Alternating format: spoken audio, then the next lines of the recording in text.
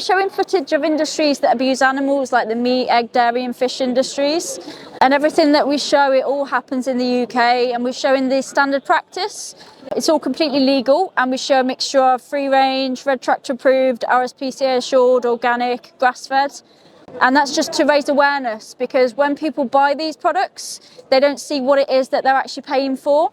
But this is the reality of it. So in the egg industry, what happens is half are born male, half are female. So they'll sort them out between male and female. And the male chicks, they're considered useless to the egg industry because they won't lay eggs. And they're a different breed to the chickens that people eat. So they just get killed on their first day of life, either by being gassed or macerated like this. The females, they'll go a different way on the conveyor belt. They'll have the tip of their beaks cut off with no anaesthetic, which is very painful for them because they've got a lot of nerve endings in there. So it's like if someone cut off the tip of our fingers. The reason that happens is because the conditions that they're kept in, it's so unnatural and inhumane that they'll often try and peck at each other and cannibalise each other. So they do that to stop that from happening. So what is your goal to stop people from buying eggs and stuff like that, so stuff like this doesn't happen? Yeah, because most people are against animal cruelty, but then they don't realise that they're also paying for it at the same time. So yeah, I mean, our goal is to get everyone to, do you know the word vegan? Yeah, so get everyone to go vegan, because then if you're vegan, that's when you can be sure that nobody will be suffering on your behalf. You know, this is free range. So in order to be free range, the chickens just need to have access to the outdoors, not for any specific amount of time, but often they don't actually get to go outside because it's so crowded in there and they can't get out there.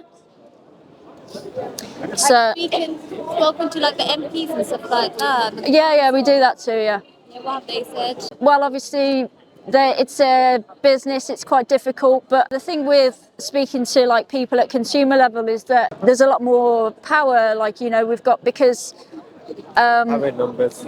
yeah, well, the power in where we put our money, because there's not a lot of things you can do, you can't stop the wars and you can't stop murders in other countries and things like that, but you can control where you put your money.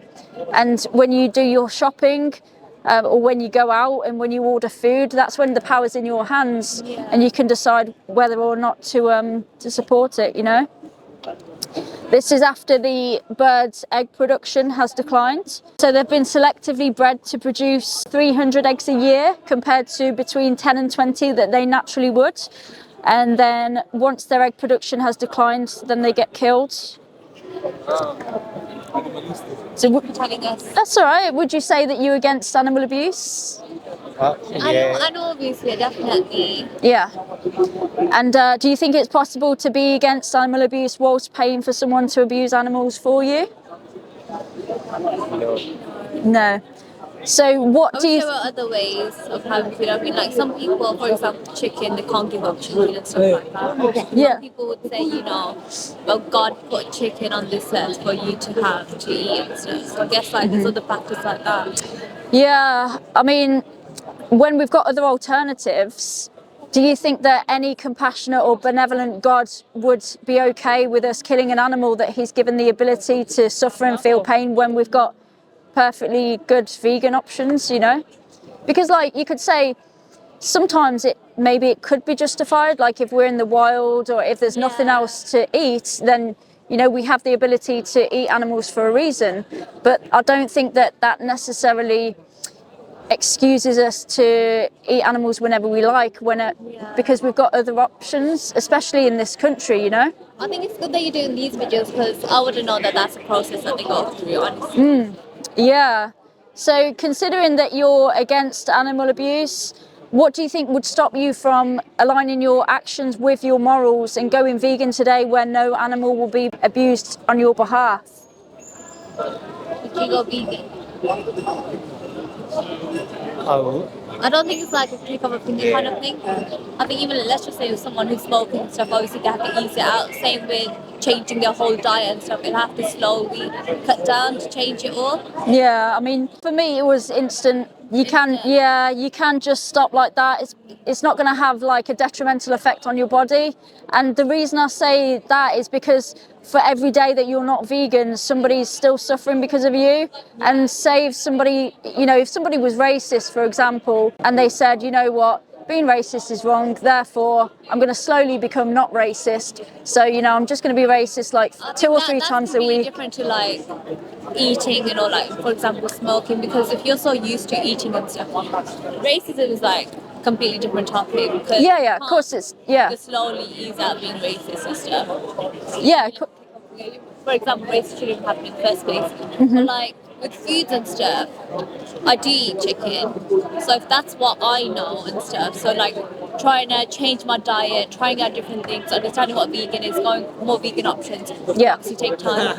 I would say that it's very, very easy to go into the supermarket and just get like the vegan option. Because if you were one of those chickens and you were in the factory farm or about to be killed in a slaughterhouse, would you accept it if somebody said, look, I'll be vegan, I'll slowly get there, eventually it'll take time, or would you want them to stop immediately and stop paying for your suffering? I do get you. But even let's just say if they didn't cut chicken and stuff, wouldn't there be an overpopulation of chicken? Well, not chicks. No, because, they only breed them into existence because people are buying them to eat them. So the less chickens that people are buying from the supermarket, so that will go down, and then they'll breed less chickens as well. Farmers still look after chickens and stuff if they think that, there's no use, everyone's gone vegan. Then what happened to chickens?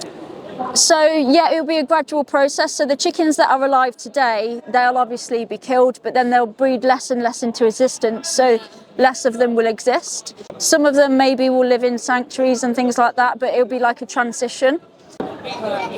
Yeah, just before you go, do you know the number one benefit of being vegan? So for the animals, they won't be suffering and being killed because of you, and you won't be a hypocrite because you won't be paying for something that you're against, Yeah, definitely. Let me give you a card as well, because there's some more information on here. There's a speech by a man called Gary Roski, which I thought is really insightful, so I definitely recommend that, and some other documentaries as well. Alright, thank you so much. That's all right. Think about what side of history you want to stand on. All right.